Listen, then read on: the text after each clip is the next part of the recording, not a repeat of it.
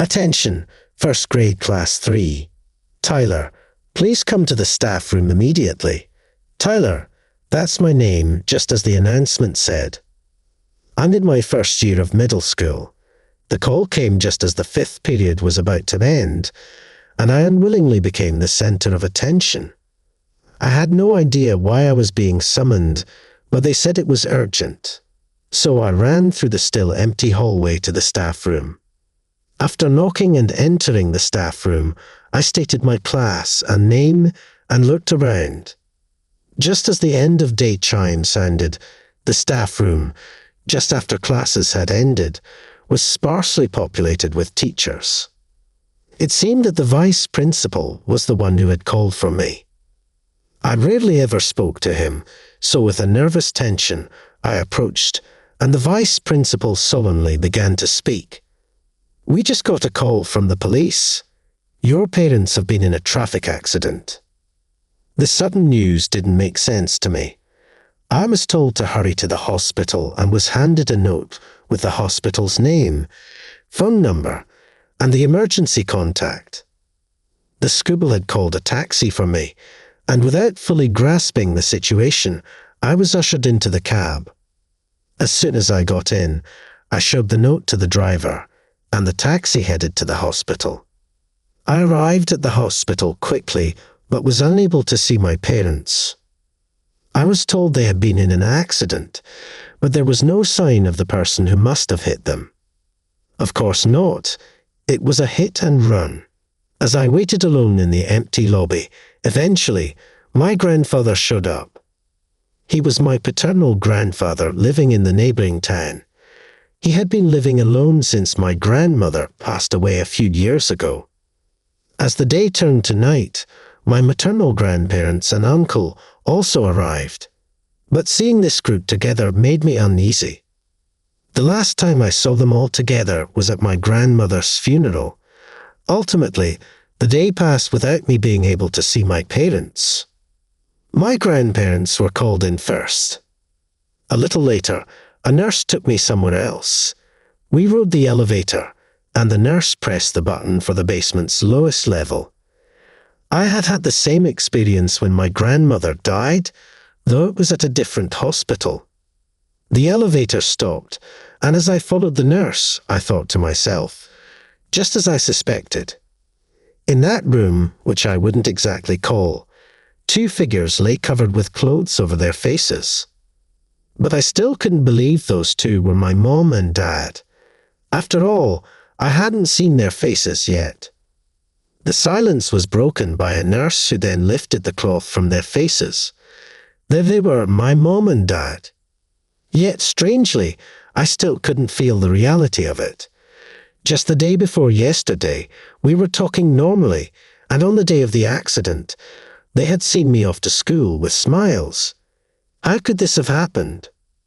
I was filled with hatred for the person who caused the accident and ran away. If they had just called for an ambulance right away, maybe my parents could have been saved. Was this some kind of cruel joke? Maybe they're just asleep, and they might wake up any minute. Part of me thought this, while another part was strangely calm, thinking my brain just hadn't caught up yet. And maybe with time, the reality would sink in. But time waits for no one, and soon the wake, the funeral, and the cremation are all over. After a few days without my parents, I resolved to live on my own. But a middle school kid can't just live alone in a family rental. I wanted to stay in the home I had shared with my parents, but my grandfather, who lived alone too, decided to take me in. I spent most of my time on the move in the subsequent paperwork, with hardly any time to say goodbye to my friends, and the days flew by in a blur. Then, life with my grandfather began, but he was living on a modest pension. Maybe if he had been a public servant, he would have had a decent pension, but he was just a retired salaried worker living on a meager pension. I wondered if the 2 of us could really make ends meet. With these worries, my new life started. I had to move to the next town and change schools.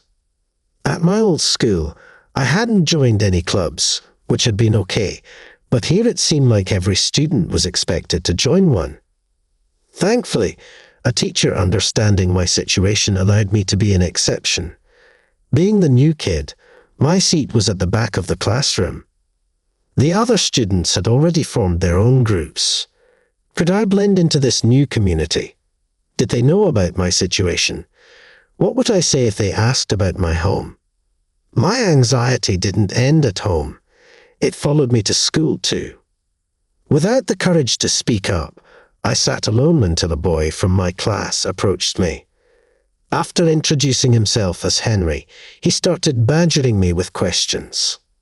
When he asked about clubs, and I honestly said I wasn't joining any, he seemed really bothered and kept pressing. Why not? I explained that at my old school, clubs were mandatory, and because of family circumstances, I wasn't joining here either. But rules are rules, he snapped back at me. I didn't feel like sharing my whole life story right then and there, and I didn't want to deal with him, so I brushed him off. But Henry got heated and grabbed the back of my collar. I quickly grabbed his shirt front in response. Classmates intervened to break us up, and the commotion brought our teacher running over.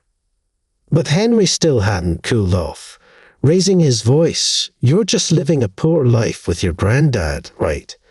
That's why you can't join a club." The homeroom teacher, shouting "Stop it," took Henry to the staff room. Seeing that Henry knew about my situation made me think maybe others knew too. I didn't know how Henry found out. Maybe he overheard the adults talking in the staff room. After finishing scolding Henry, the homeroom teacher returned to the classroom and told me, "Don't worry about it." After school, when I got back to the house where my granddad was waiting, he immediately asked how my day went, how was school. I told him about the trouble with Henry, but his response disappointed me. Instead of comforting me or being on my side, he seemed uninterested. Maybe feeling awkward, he left to go shopping and came back with vegetables and Chinese food ingredients. He put the groceries in the kitchen and started cooking rice. I thought maybe once the rice was done, conversation would naturally follow, but time didn't resolve the tension. School, my parents, and the future. There were things I wanted to talk about, things I needed to say, but my granddad and I didn't exchange a single word, silently eating our dinner. Instead, days passed, and back at school, Henry kept picking on me whenever he got the chance. Conversely, at home, my grandfather and I barely spoke, except about meals. When this was starting to feel like the new normal, I came home from school to find my grandfather lying on the bed. "Tyler, you're back," he asked. It had been a while since we had exchanged words about anything other than food, but finally, we did. Apparently, he had fallen off a ladder while pruning the trees in the yard. He didn't hit his head or back, but instead twisted his leg. That reminded me of the ladder and shears left out in the yard. After discussing it, we decided I would handle the shopping and chores for a while since he couldn't. "I've written everything we need, and here, take this," he said, handing me a note and a supermarket flyer. It was printed with big yellow letters that read "Big Sale."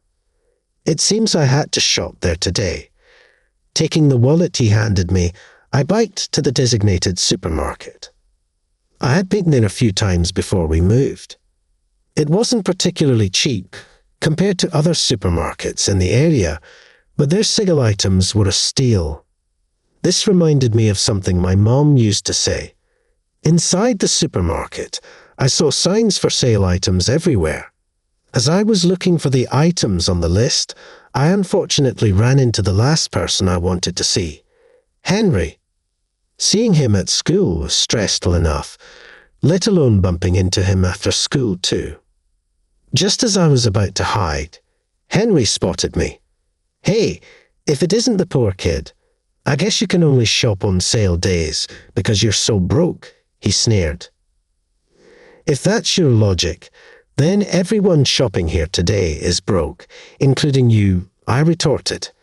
A cough from afar interrupted Henry's words.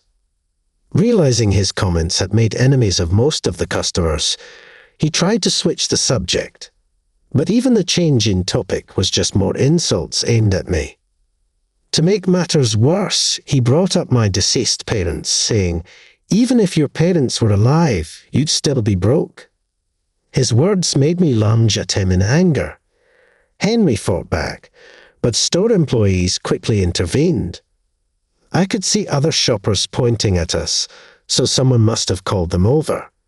We were quickly separated, and the store warned us that if there was another disturbance, we would be banned. I was still steaming, but I knew making a scene wouldn't help. Yet, as I finished shopping and was about to check out, Henry was waiting for me. "Let's take this outside," he provoked. It was when I took a step forward, falling for Henry's provocation, that someone intervened. I felt a tug on my shoulder from behind. Turning around in surprise, I saw my classmate Anna. She stands out in class, being the daughter of the president of a rather well-known company. When I first heard she was a corporate heiress, I was surprised, but honestly, she doesn't act like a princess at all. Even during breaks, she's just like any other girl, chatting with friends about TV and family stuff. "You don't need to stoop to his level," she said, annoyed that a third party was intervening. I shrugged off Anna's attempt to stop me and turned back to face Henry. "You better back off. This is a world you wouldn't understand." "Princess, and who do you think you're talking to? How dare you speak like that?" she retorted.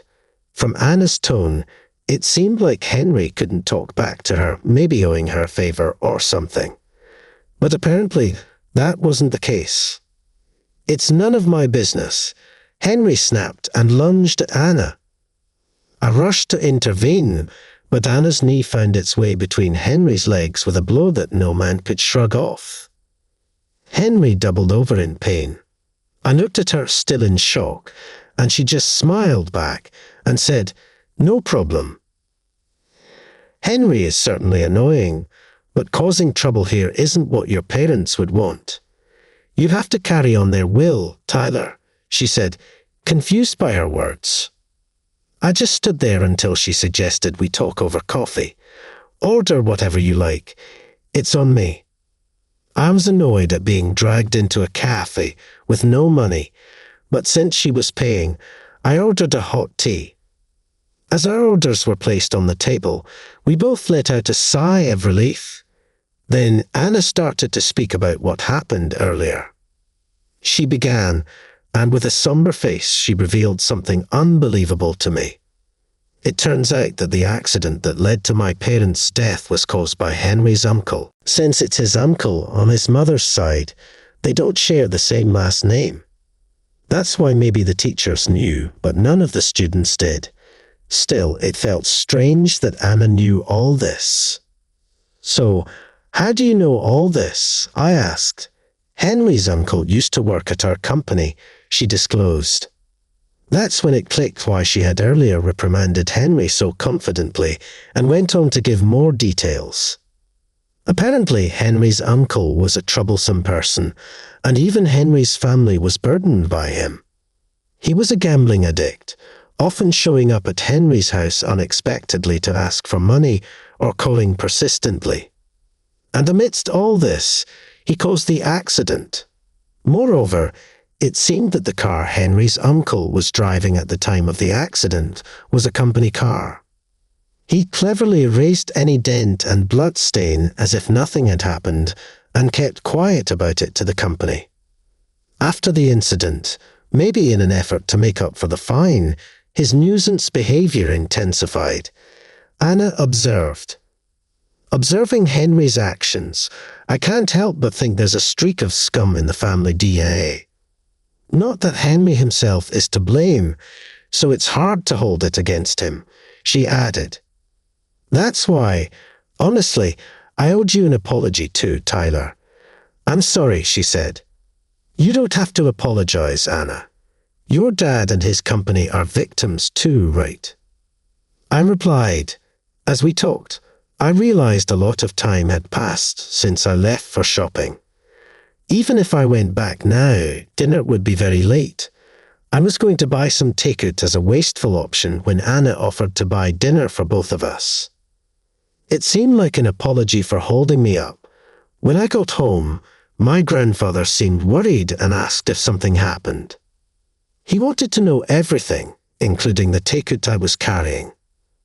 I explained everything that had happened at the supermarket, what Anna told me, and how she even paid for our order.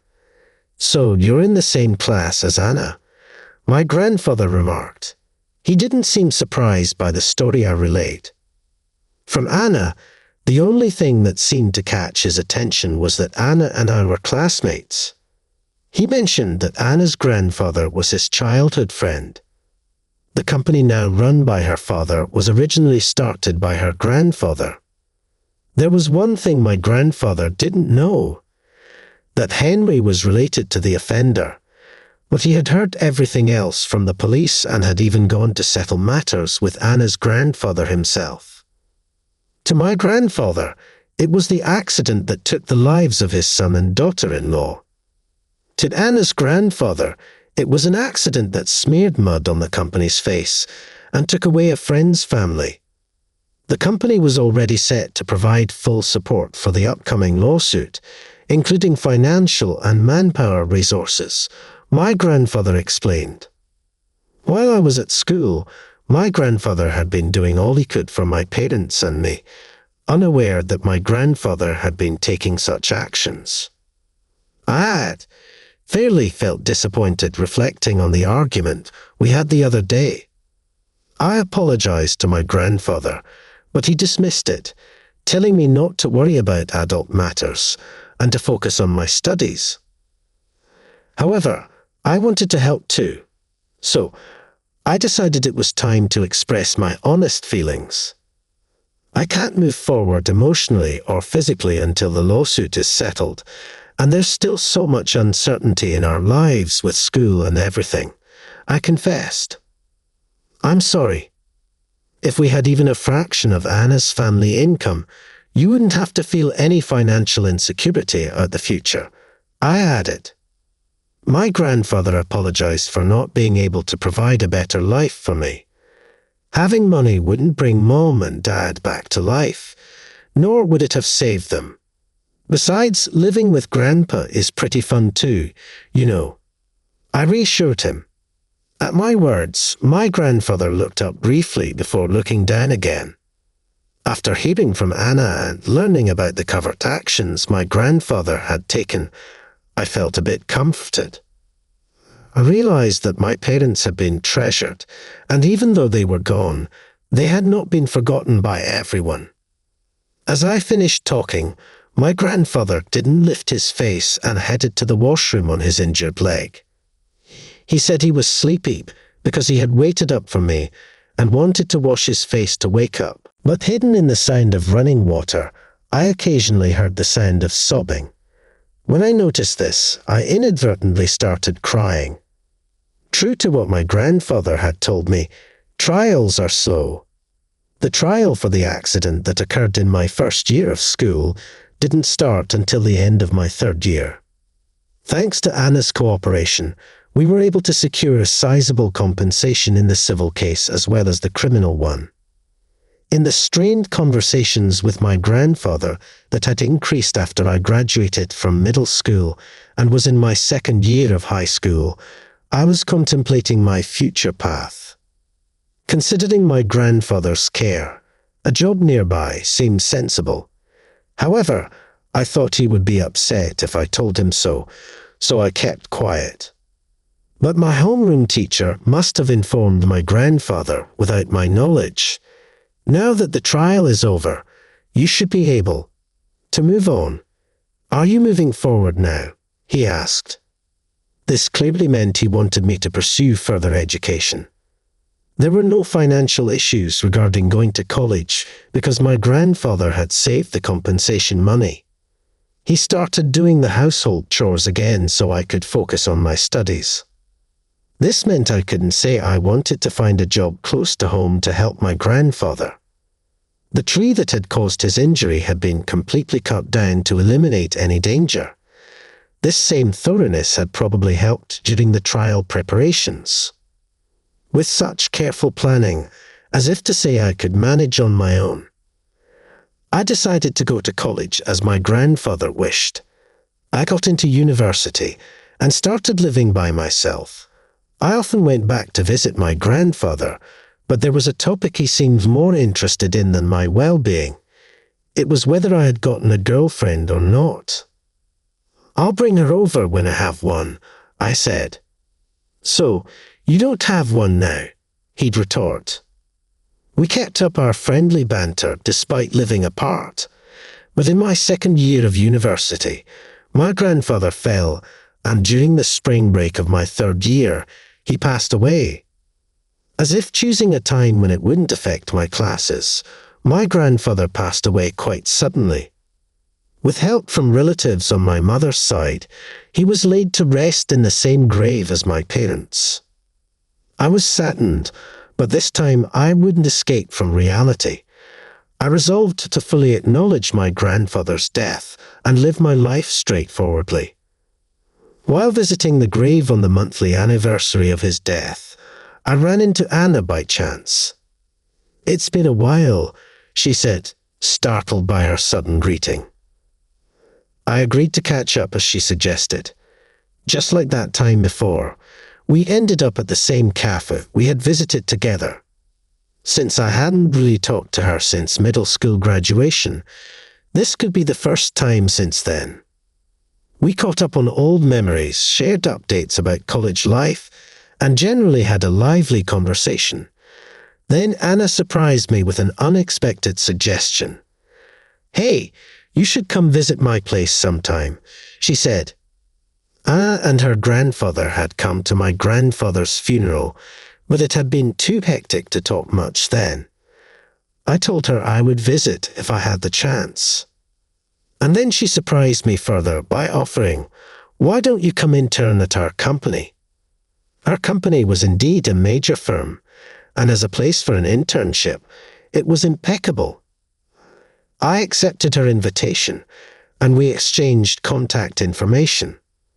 I processed the internship from my university and was able to participate successfully.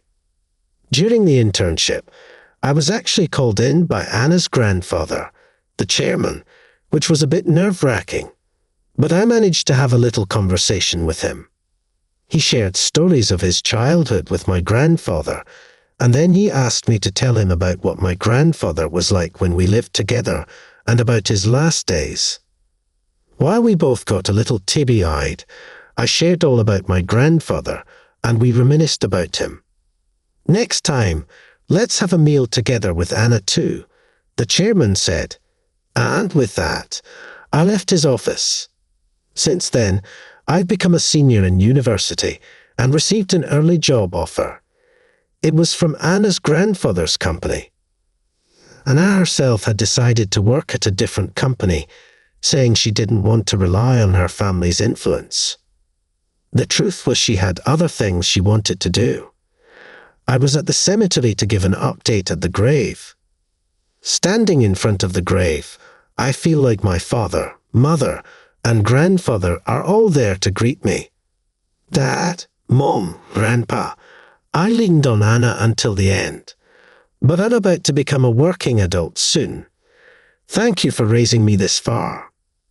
Perhaps I should have said these things while they were still alive, but if I had, my grandfather would probably have said there was no need for such thanks.